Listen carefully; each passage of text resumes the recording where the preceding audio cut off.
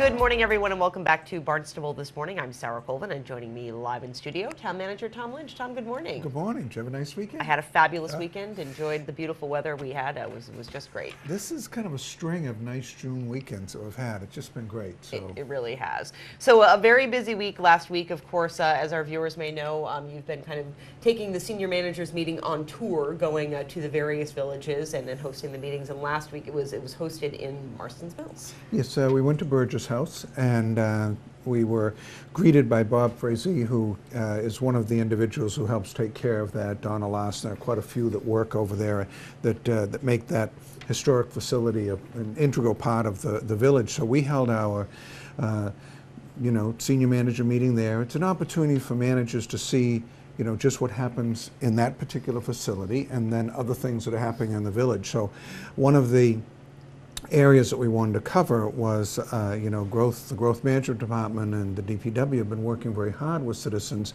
had several meetings now on what they would want their downtown to look like. So Roger Parsons, the town engineer, was there with us, and he took us through the site inventory that they had already did of what's existing there now. And the village is basically broken into kind of four areas. There's the Mill Pond area as you first come down Route 149, the Cash Mart intersection that everyone's always concerned about because of the way they come together there, and then Main Street, which is off of that, and then further down the village core. So they have done a lot of discussions about what the intersections might look like, where sidewalks should be. They're looking to increase, both pedestrian safety and the speed and the safety of vehicles along that way. So he went through a very thorough explanation of how they would like to redo the intersections. We've had some mitigation money that came through the Cape Cod Commission for some past projects, and that's what's been funding this to date. So we're very hopeful that in the next few months and beyond, we'll finalize this and really begin to implement some of the changes that they'd like to see down there, because it's a nice little village, and it just needs some attention that I think we're going to have time and money and energy to put into it. Indeed, and I think, not really looking at a major renovation, but just a few tweaks that'll make it a little more convenient for people, whether it be walkability, or I know you mentioned that intersection at Cash Market. I don't go to Marstons Mills often, but I get so confused every time I go to that intersection. You want to make sure where people are coming from, but just to be able to walk down from the library or to the village hall to the, maybe the Mills restaurant or the Cash Market or anything in that village, or even walk down to Mill Pond. It's beautiful over there. And they're talking about some landscaping, sidewalks, boardwalks that would lead one through and into the village. So we're excited about it, and I really think, our departments as well as all the citizens have spent so much time looking at that. Along with that, of course, we have a request for proposals out right now for the old Marstons Mills school that's there, and we're hoping that we'll get some return interest in that to see if we can't make that a vibrant part of the village as well.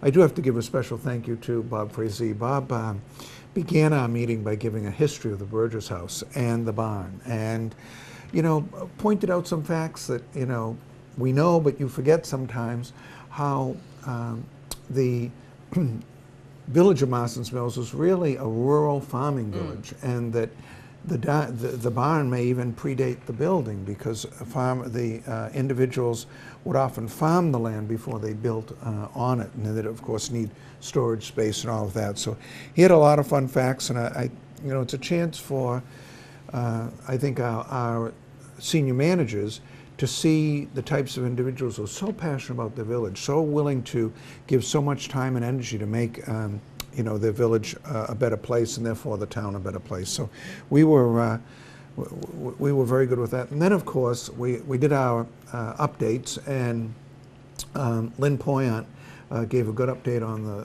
375th activities that are coming up, but also wanted to show us the book that is now on sale. So, oh, you have it right there. Terrific.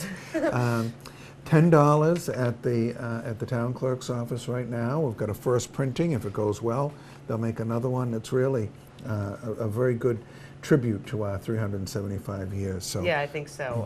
And it really is, and if our viewers can check that out right there, and $10 in the clerk's office, and it's got walking maps of every village that kind of shows you a walking tour of all the historical sites. There's a brief history of the village. There's what's happened in the last 25 years, because this builds on the previous edition that we had celebrating the 350th.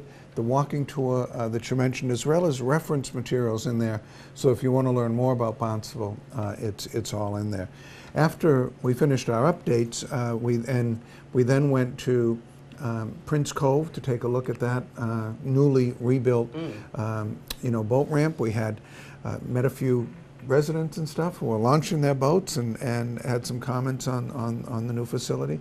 Went over and saw Lieutenant Clark and the chief at the new West Villages police station, and they're getting some work done tomorrow, and I think we're going to see that open before the 4th. So Great. They're certainly hoping that they'll have a presence in the villages starting for this very busy weekend,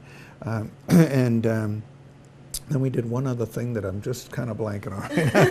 That's all right. That's okay. I have to say that I was driving out to Mashpee last night, and I drove by the new West Villages station, and nice prominent sign on the front, and then a nice prominent sign in the big signage as you go by. So it's definitely it might not be open yet, but there's definitely an obvious presence there. So it looks great, and I know that the Hyannis station has done great things for Main Street. So I think it'll be wonderful for the police to have that out there in the West Villages. This will be staffed with volunteers as well as police coming and going to do their business there.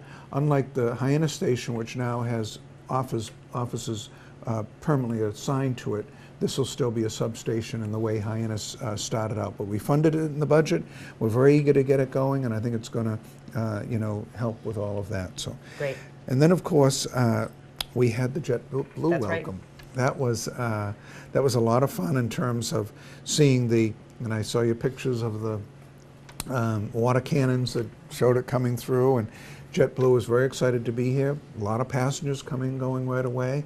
The airport's hoping it's going to help generate some revenues during this first trial season. So it was all very good. And of course, now we're ready for the 4th. That's right, ready for the 4th of July, and there's going to be all sorts of activities going on here in town, and I know that you have dedicated your e-news this coming week. It's going to come out a little bit early and give everyone the rundown of what they need to know. So they'll have a handy reference for that. Right. But a lot of work goes into this, setting up each of the parades in each of the villages that citizens do. The Hyannis Parade will hopefully be a culmination of all the parades if they bring in a 375 float, which some of the villages are. We've got DPW staff on board. We're going to be sure that on the 5th we've got a cleanup crew around. People are generally pretty good about taking care of their litter, but when they don't, we're going to make sure that the village looks and the town looks shipshape for the rest of the holiday. So great. Should be a fun weekend. It certainly should, and well, hopefully the weather will hold off, and it will be absolutely fantastic, as it always is here on Cape Cod in the summertime. Tom, thank you so much for stopping by and giving us the update. Thanks so much. Happy 4th to everybody.